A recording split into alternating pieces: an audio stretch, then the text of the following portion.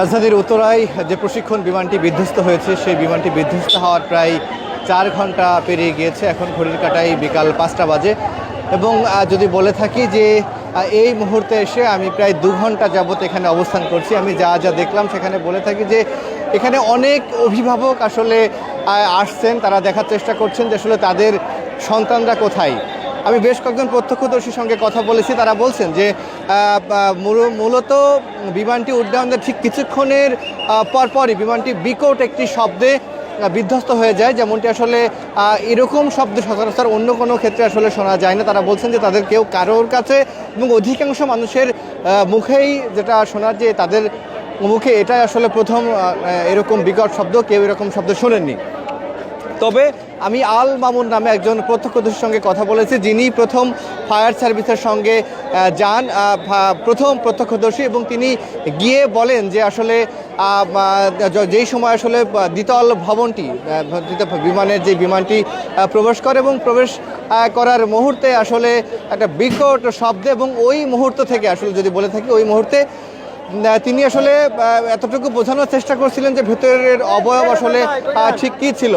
তিনি ঠিক এটা বলছিলেন যে এই সময় আসলে ভেতরে ক্লাস রুমে এবং যে সমস্ত শিক্ষার্থীরা ছিলেন তাদের বিশেষ করে খুবই বাচ্চা শিক্ষার্থীরা আসলে সরাসরি বিমানে বিধ্বস্ত না হলেও শিক্ষার্থীরা হয়তো যেই ধোঁয়ার কুণ্ডলী, সেই কুণ্ডলিতে তারা আচ্ছন্ন হয়ে দম বন্ধ হয়ে নিঃশ্বাস বন্ধ হয়ে তাদের মৃত্যু ঘটেছে, জীবন প্রদীপ নিভে গিয়েছে, এরকম ঘটনার কথা বেশ কয়েকজন প্রত্যক্ষদর্শী বলছিলেন। আমরা ফায়ার সার্ভিসের সঙ্গে কথা বলেছি, ফায়ার সার্ভিস বলছিলেন যে আসলে এই ঘটনায় এখন পর্যন্ত 19 জনের মৃত্যুর খবর পাওয়া গিয়েছে এবং শুরু থেকে যে খবরটি শোনা যাচ্ছিল যে এই বিধ্বস্ত বিমানের যিনি পাইলট ছিলেন তাকে এখন পর্যন্ত কিন্তু খুঁজে পাওয়া গেছে, এরকম সংবাদ কিন্তু আমরা কারো থেকে শুনতে পারিনি। তবে এই মাইলস্টোন কলেজের পুরো চারপাশ জুড়ে কিন্তু উৎসুক জনতা, যার ফলে এই উদ্ধার অভিযান পরিচালনা করতে ফায়ার সার্ভিস, র্যাব, পুলিশ, সেনাবাহিনী,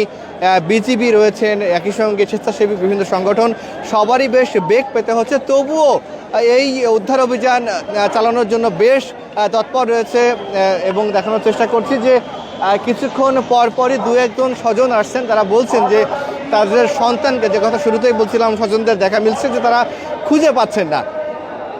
2-1 আহত বা নিহতের পাশাপাশি সব বাচ্চা ইনজুর্ড হয়েছে এমনটা কিন্তু নয়। তবে যেই সময়টি আসলে দুপুর 1:06 উড্ডয়নের পর কিছুক্ষণ পরে যখন বিমানটি বিধ্বস্ত হয়, তখন আসলে যেমনটি হয়েছিল যে এখানকার যে সমস্ত ওই স্কুলের যে সমস্ত বাচ্চা ক্লাস করছিলেন বা অন্য জায়গায় খেলাধুলা বা দুপুরের খাবারের সময় ব্যস্ত ছিলেন, সবাই এরকম বিকট শব্দে ধোয়ার কুণ্ডলিতে আতঙ্কিত হয়ে এবং ভয়ে ভীতসন্ত্রস্ত হয়ে সবাই কিন্তু দৌড়ে পালান। এবং এরকম একটা ব্যাপার আসলে আমরা দেখেছিলাম যে তাদের যে চিত্র একেবারে দিক বিদিক ছোটাছুটি করার ফলে অনেকে আসলে অনেকের স্বজনদের কাছে এখন পর্যন্ত খুঁজে পাননি।